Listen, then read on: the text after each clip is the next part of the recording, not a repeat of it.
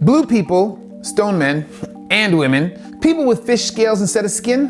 What do all these have in common? Today we're talking about rare diseases. Woo. Let's begin with a quick general overview of rare diseases from rarebeacon.org, a UK-based charity raising awareness. Rare diseases affect millions globally, with many undiagnosed due to a lack of accurate data. Challenges in managing these conditions include difficulty in treatment development due to a small patient population and high mortality rates, particularly among children.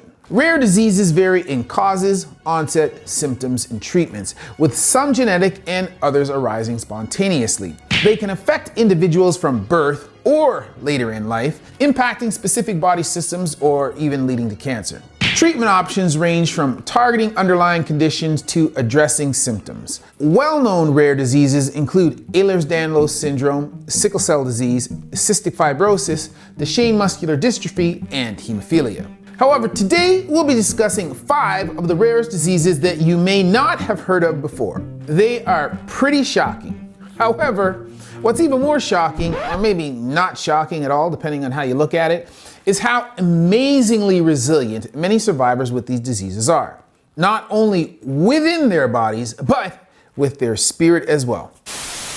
Her body is stiff as a board. God has given me the ability to find the joys in the little things in life. They surely aren't allowing their disease to limit them, and likewise, we don't have to allow any qualms we may have with our bodies to limit us, especially if you have your health. Be grateful for your health. That said, let's get into it. Alcaptonuria, also known as black urine disease, is a congenital disease, meaning it is present at birth.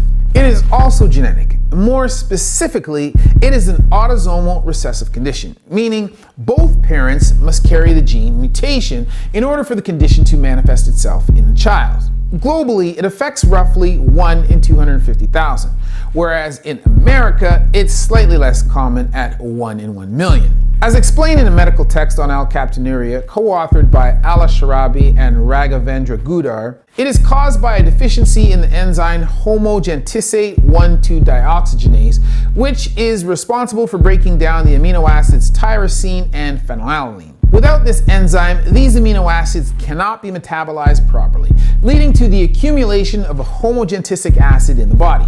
This accumulation results in a condition known as ochronosis, characterized by the deposition of homogentisic acid in connective tissues, tendons, bones, etc. Pretty much anywhere in the body, leading to a darkening of the skin, cartilage, and other connective tissues. Onconosis. Ankylosis. No. Onconosis. Yes. I see. Dr. Nick Siru explains in a TED Talk how this acid can wreak havoc in the body. And it binds to cartilage and bone, goes black in an oxidation process called ochronosis, and the bones go black and brittle. The AKU Society, a non-profit organization that helps patients with Alcaptonuria, has many videos on YouTube showcasing what it's like for those living with the disease and the research they are going to do to help. Professor Jim Gallagher, who is the lead researcher on AKU clinical trials, shows us what ochronosis in the body looks like. Yeah, we've got some nice ochronosis here, this black pigment. Once it's got pigmented like that, basically all the cells inside it are dead. The surgeon saw that I was all black inside. Do you know anything about it? And I said, I have no idea. This can result in arthritis, kidney and prostate stones, and damage to various organs, including the heart and blood vessels. In another one of their videos, patient Ann Kerrigan tells us how it's affected her overall fitness. I used to be incredibly fit. I love traveling, and now I can't walk very far. Additionally, the excess homogentisic acid is excreted in the urine, giving it a dark color, often described as black or dark brown. This gives the disease its nickname, the black urine disease. The urine of affected individuals turns black upon long-standing exposure to air. A fellow medical YouTube channel, Mediccentric, listed a few more symptoms. These can include dark sweat stains, discoloration in the sclera, or the whites of the eyes, thickened discolored cartilage in the ears, and blue speckled skin. Yes, that's right, you heard me, blue speckled skin. Life expectancy is not usually affected by Alcaptonuria. However, people's quality of life may be significantly impacted, though it's worth noting that Alcaptonuria can vary in its presentation and severity among individuals. As pointed out in the UK's National Health Service Alcaptonuria website, though it is a congenital disease, patients are typically asymptomatic during childhood, causing delayed diagnosis or even misdiagnosis. Misdiagnosed as red cabbage passing through my mum's breast milk into my urine. This can be problematic because it can worsen symptoms faster and lead to severe deformity of joints, spine, and organ dysfunction. Therefore, early diagnosis is very important to managing Alcaptonuria effectively. Another patient, Rosie, was diagnosed very young, which she claims has profoundly helped her deal with it. The advantages of being diagnosed at a young age have been the fact that treatment can start early. Treatment includes largely diet care, limiting the intake of foods high in tyrosine and phenylalanine, such as protein-rich foods like meat, fish, eggs, and dairy products, which may help reduce the production of homogentic acid. Regular monitoring of kidney function, cardiac health, and joint function is important to detect and manage complication early. Preventative measures such as maintaining a healthy weight, staying hydrated, and avoiding activities that may worsen joint damage are also recommended. Surgery is not necessarily a treatment for the underlying metabolic disorder itself, but rather it may be necessary to address complications or the effects of the disease, such as joint damage or deformities caused by ochronosis. If surgical intervention is performed before ochronosis progresses extensively, it can help mitigate the need for more extensive surgeries or interventions later on. I've had one hip replaced, one knee replaced, both shoulders have been replaced, and I've had surgery on my foot. Surgery may be avoidable altogether, given that there has been a major breakthrough in June 2019. Doctors found at that time that nitidzone is effective in decreasing symptomatology in patients. Dr. L. Ranagath explains. Because it decreased the urine homogentic acid and gave a good clinical benefit to patients. Nitidzone works by inhibiting the enzyme responsible for the production of homogentic acid, the substance that accumulates in Alcaptonuria. By reducing the levels of homogentic acid, nitidzone may slow down or prevent the progression of ochronosis and its associated complications. But now, because of the nitisinone, it's kind of a normal sort of aging process on my joints rather than a rapid aging process on my joint. This pill that I would take at first once every other day and now daily, that was enough to grant me the opportunity for a normal life. Thankfully, scientific research and advancements in medicine has relieved some of the burden of the disease. Another important aspect of dealing with any sort of rare disorder is knowing you are not alone. The importance of community. One of the mothers of an Alcaptonuria patient, Jess, explains how AKU gave her network, a support system, of people going through the same thing. And so talking to them helped, and especially in the early days. That was a lifeline, really. It can obviously be difficult for families as well. They may want to help, but not know how. So having a group in which they can share their experiences, valuable information, and management strategies is important, especially if that group is closely integrated with healthcare professionals, because with rare diseases, even the doctors are still learning. This one time I was so drunk I gave someone a back adjustment. I'm not a chiropractor. You gotta go to a weekend of school for that. All right. Moving on to the next disease. They call themselves FOPers. They're also known as the human statues or petrified people. Fibrodysplasia ossificans progressive, or FOP, also known as Stone Man syndrome, which basically turns connective tissue such as tendons, muscles, and ligaments into bone.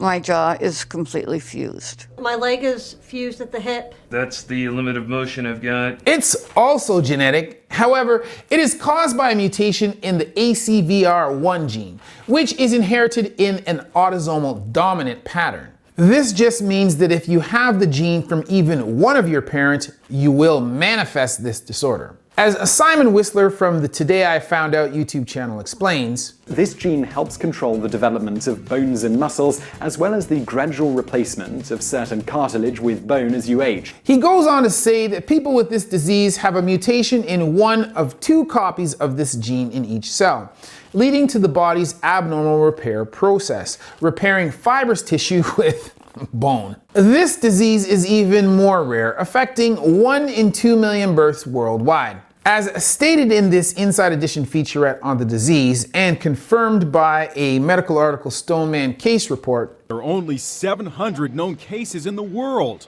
Almost half of them are in the U.S. In a case report written by Zakir Ali Shah et al., it is explained that Stoneman syndrome is a disorder that makes the bones and tissues outside the skeleton form incorrectly, causing them to fuse together over time, which gradually forms a second skeleton. This fusion limits movement and can lead to severe disability. Obviously, it can cause joint stiffness, but there are other complications associated with it, such as hearing loss, breathing problems, and pneumonia. Even eating can be problematic, since for some, their jaws, a place where even people without the disease store tension, are stuck. 18-year-old Brianne Lachance has to force food into her mouth because her jaw is fused shut. I can't open my mouth. They first use their lips to mash the food against their teeth, then push it through gaps. Patients are often misdiagnosed, which can be problematic because it can lead to patients getting improper treatment. An excellent example of how disastrous this can be is as in the case with Ashley Kirpia,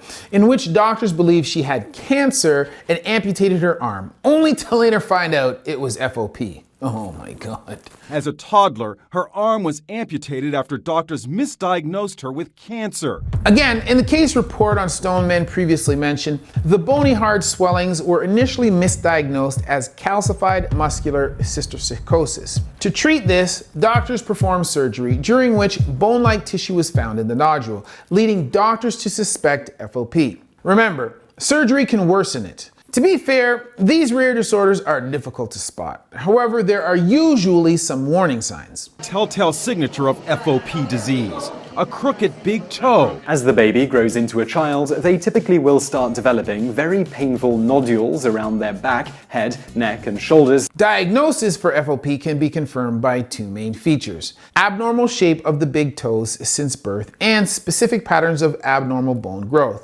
Medical professionals have yet to find a cure for this or a way to reverse the transformation, so they mainly rely on management and prevention whenever possible. FOP flare-ups are triggered by trauma to muscles. Tripping and falling, as kids do all the time, is sufficient to trigger a flare-up. Things like surgeries and injections, or even injuries and accidents, even colds and flus can worsen the condition.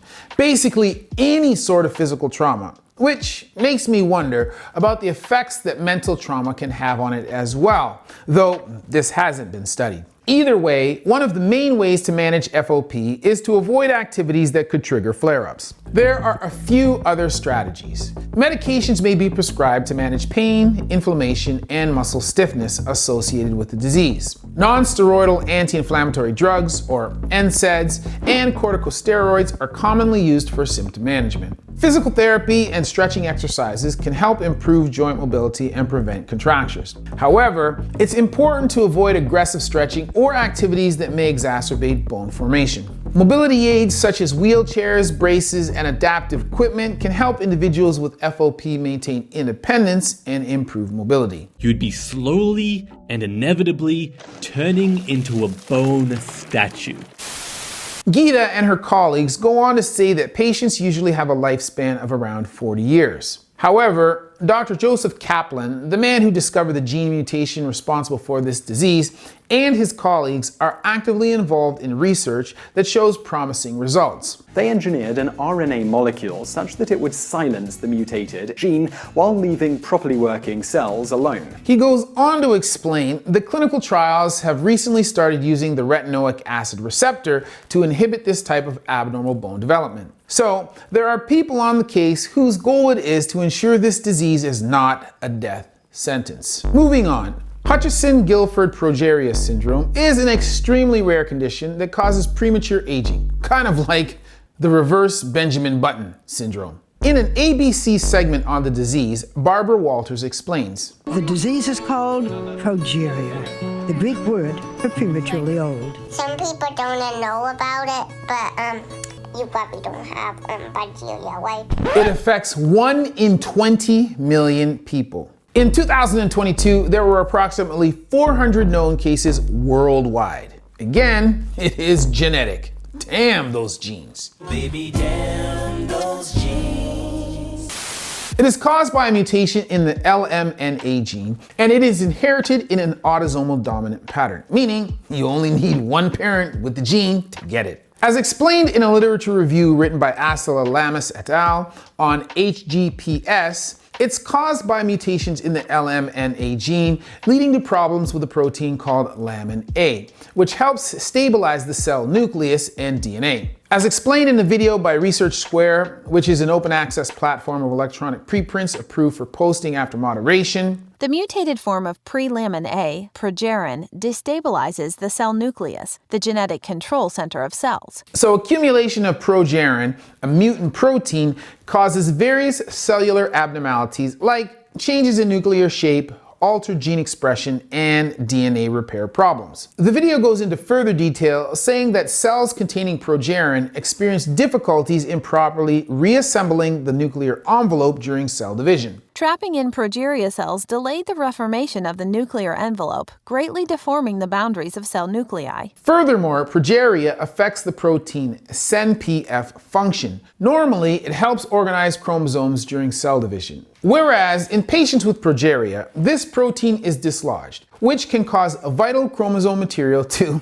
lag behind. These instabilities contribute to the characteristic premature aging features seen in individuals with HGPS. These little girls are old before their time. Their bodies are aging 8 to 10 times faster than normal children. In an excerpt on HGPS written by Dr. Leslie Gordon, published in the medical journal Gene Reviews, Dr. Gordon states babies usually appear normal at birth. However, profound failure to thrive occurs during the first year. This causes distinct facial features like a large head and a small face, aka a narrow nose, small mouth, thin lips, and prominent eyes, dental problems, joint stiffness, and abnormal bone development. That's the hardest thing. When you see this vibrant 5-year-old and then you put her x-rays up and it looks like someone of a senior age. A young lady, Kaylee Halko, a then child with HGPS, had this to say. Yes, it makes your head bored. The article goes on to say, despite normal mental and motor development,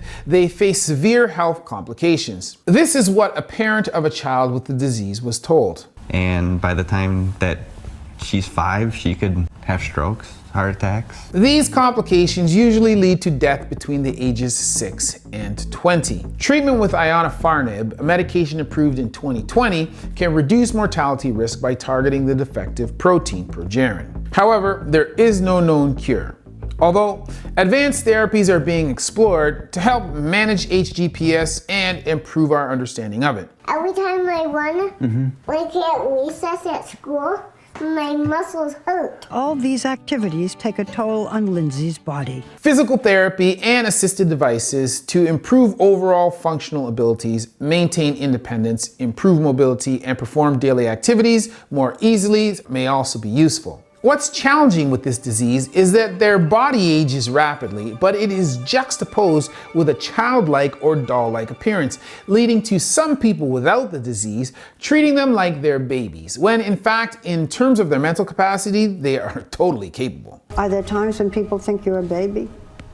How old do they think you are? 2. What do you say to them? I'm a baby. Even if some people live differently than us on the surface, it's important that we, as people, are not prejudiced and treat all with respect, not pity. All right, so let's move on. He used to look like this, but after using a home remedy, Paul Carrison looks like this. That's Paul Carrison. He developed Igeria by drinking homemade colloidal silver concoctions to treat sinusitis and dermatitis. Before you get excited, this next section is not about him or his condition, but it may give you an idea of what an extreme case of this next disease could appear like, because frankly, there's minimal footage of people with it. Yeah, but your face is turning blue. Violet, you're turning violet, Violet. Methemoglobinemia, or blue skin disorder, is a rare blood disorder where an abnormal form of hemoglobin, called methemoglobin, is present in the blood at higher than normal levels. Medical Centric's YouTube video explains the importance of hemoglobin in its proper form, which is the protein in red blood cells that carries and distributes oxygen to the body. As explained by the Cleveland Clinic, the main symptom is cyanosis, which happens when you don't have enough oxygen in the blood. The issue with methemoglobin is this, which carries oxygen around the body but doesn't release it to the tissues. This can result in tissue hypoxia. So, since methemoglobin doesn't carry oxygen like hemoglobin,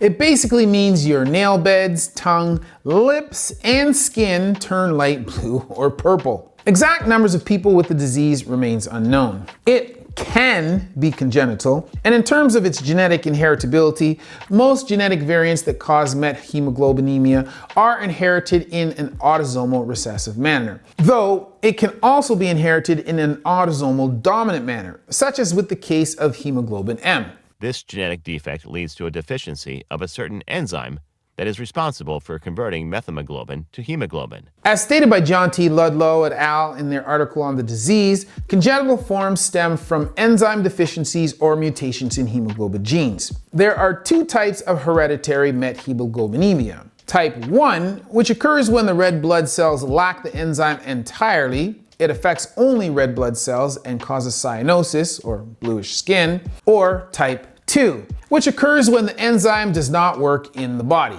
which affects all tissues, leading to severe developmental issues and neurological problems, which don't seem to improve even with treatment. Therefore, type 2 sometimes results in early death. However, people can develop disease without any genetic predisposition whatsoever. It can be acquired from exposure to certain substances, medications, food, or chemicals. Common triggers include chemicals like benzocaine, that is to say, the over-the-counter medication to soothe babies' gums when they're teething, or for adults, topical anesthetics or antibiotics, and nitrates, that is to say, certain foods, household products, and environmental sources. However, whether the disease is hereditary or acquired, the issue is too much methemoglobin in the blood. Diagnosis relies primarily on blood tests to measure methemoglobin levels and clinical history to identify potential triggers. If that doesn't work, the use of methylene blue can help convert methemoglobin back into hemoglobin. The discovery of the methylene blue solution is actually part of an interesting story because it came as a result of an investigation into a family of blue people. It all began with Martin Fugate and his wife, who must have both carried the mutated gene. As explained in this Weird History YouTube channel, his son Zechariah was born with blue skin, and so were 3 more of their 7 children. Around 1820, the Fugate family of Troublesome Creek lived in an isolated area in rural Kentucky and passed the genetic trait onto their ancestors for some 200 years. And it was inbreeding that was also responsible for the Smurf-like appearance of the Fugates of Kentucky. According to Dave Roos, freelance writer for HowStuffWorks.com, hematologist Dr. Madison Cowan was intrigued by the family and came to Kentucky to study the problem. He figured out that he could convert methemoglobin to hemoglobin without the enzyme. So as long as he had a substance that could donate a free electron to the methemoglobin, allowing it to bond with oxygen. Methylene blue. This is methylene blue. He injected a few of the descendants with it and voila. Within a few minutes, the blue color was gone from their skin, Cowan said. So, with the help of methylene blue, as well as the fact that by the mid-late 1900s, the gene eventually had receded, the blue Fugates were no longer blue. Interestingly enough, however, even with the disease that indicates low oxygen supply, the Fugates were reported to be relatively healthy. Despite the intense appearance of their blue skin and purple lips, none of the family members suffered poor health or lived in pain. However, the video goes on to say that they did experience the psychological pain of being considered outsiders. I mean, they were blue. Plus, this was before the civil rights movement. And everything is blue for him and himself. Thankfully, we now know better than to judge someone based on the color of their skin.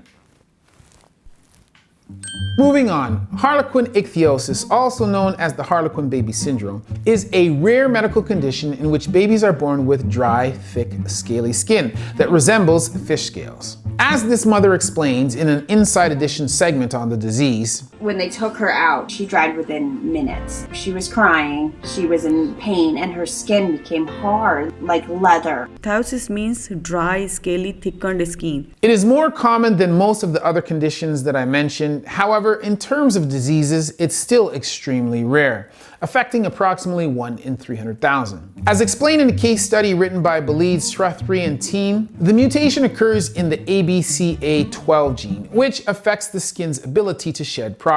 When I first got this condition, I was like, what the heck is this?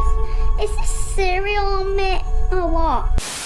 How it does so is outlined on Medline Plus. It explains that in healthy skin, there's a process where lipids, or fats, are transferred to structures called lamellar granules. As Professor David Kessel, who works at the Institute of Cell and Molecular Sciences, said, lipids and fats in skin cells are very important to form the functional skin barrier. However, in those with the condition, the gene responsible for transferring lipids to lamellar granules, ABCA12, is corrupted, which prevents this transfer process from working properly. Therefore, when lipids aren't properly transferred to lamellar granules, it affects the skin's ability to shed dead cells normally, which results in large, scaly patches separated by deep cracks, or fissures that bleed. John Harper, who is a professor and doctor of pediatric dermatology, points out something crucial to our understanding of the dangers of this disease. It protects against infection. It's metabolically active so that it regulates temperature, it regulates fluid loss. The skin normally forms a protective barrier between the body and its surrounding environment. Skin disorders like this one disrupt this barrier, making it difficult for affected babies to control water loss, regulate their body temperature, and fight infections. These babies usually experience an excessive loss of fluids, or dehydration, and develop life-threatening infections in the first weeks of life. These skin abnormalities affect the shape of the eyelids, nose, mouth, and ears, and limit movement of the arms and legs. Restricted movement of the chest can lead to breathing difficulties and respiratory failure in babies with the disease. They will also have feeding problems. Hyponatremia, which is high sodium levels. Hypocalcemia, which is low calcium levels. Hypoglycemia, low glucose levels. All of this to say that unfortunately, most babies don't survive beyond their first week. However, with intensive medical care and supportive treatment, they've been known to live well into childhood and early adulthood. Today, raised awareness and new medical techniques are helping people like Hunter live long lives. As explained on another medical YouTube channel, Learning Pediatrics, immediate treatment would include keeping the baby in a high humidity environment, non-occlusive dressings with lubricants, keratolytic agents, oral and topical retinoids, antibiotics, fluids, and tube feeding. She was in humidity control, and then, slowly the skin just began to come off. In some cases, surgery may also be necessary, aiming to improve mobility, prevent complications, and enhance the quality of life for individuals. For example, a fasciotomy for limb swelling due to constriction. A fasciotomy being a procedure in which the fascia is cut to relieve pressure in the muscle compartment. Since this condition can lead to significant deformities, plastic surgery can address digital contractures wherein the fingers and toes become fixed in a bent position, and necrosis, which is the death of the skin tissue. For survivors of infanthood, the hard skin plates are shed and the skin develops widespread scales and redness following the newborn period. Hunter Steinitz explains what it's like being a teen with the disease in a Barcroft TV documentary. You're forced to be in physical contact with one another. People would flip out. But we have to deal with it, you see, because if we didn't deal with it, my skin would tighten up. A patient's skin grows at an extremely fast pace, comparatively. So at this point, treatment includes, again, mostly maintenance. As for at-home care, frequent baths so as to soften and scrub off the top layer of skin are necessary because the skin grows at such a fast rate. This is followed by lathering the skin in cream. Will you always have to cream like this for the rest of your life? Yeah, I think so.